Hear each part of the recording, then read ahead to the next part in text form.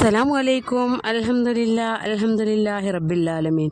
നമ്മുടെ ജീവിതത്തിൽ നാം അനുഭവിക്കുന്ന എല്ലാ പരീക്ഷണങ്ങൾക്കും നമുക്ക് വിജയം ലഭിക്കാൻ വേണ്ടിയിട്ടും അതുപോലെ തന്നെ നമ്മുടെ ഹൃദയം പ്രകാശിക്കാനും നമ്മൾ എന്തൊരു കാര്യമാണ് മനസ്സിൽ വിചാരിക്കുന്നത് ആ ഒരു കാര്യം നമുക്ക് എളുപ്പമാക്കി കിട്ടാൻ വേണ്ടിയിട്ടും ഏതൊരു കാര്യത്തിൽ നമ്മൾ മുന്നിട്ട് ഇറങ്ങുന്നുവോ ആ ഒരു കാര്യത്തിൽ നമ്മൾ പ്രതീക്ഷിക്കാത്ത രീതിയിലുള്ള വിജയം കൈവരിക്കാൻ വേണ്ടിയിട്ടും ചെറിയ ഒരു കാര്യം നമ്മൾ ശ്രദ്ധിച്ചാൽ മതി.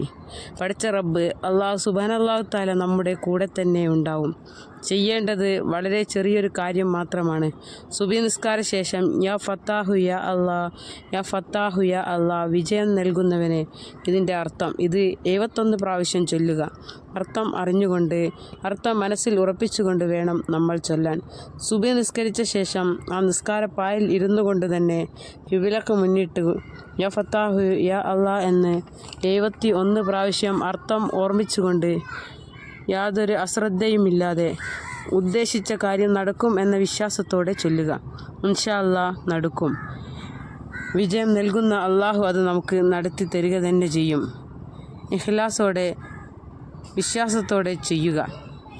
എൻ്റെ എല്ലാ കാര്യങ്ങളും എളുപ്പമാക്കിക്കൊണ്ട് എനിക്ക് വിജയം നൽകണേ അല്ലാ എന്ന് കരുതിയിട്ട് വേണം ഇത് ചെയ്യാൻ. എല്ലാ ദിവസവും ചെയ്യുക. ഏതൊരു കാര്യവും മുടങ്ങാതെ ചെയ്യുന്നതിനാലാണ് അതിൻ്റെ ബർക്കത്ത് ലഭിക്കുന്നത്. അള്ളാഹു തൗഫീഖ് നൽകട്ടെ. ആമീൻ.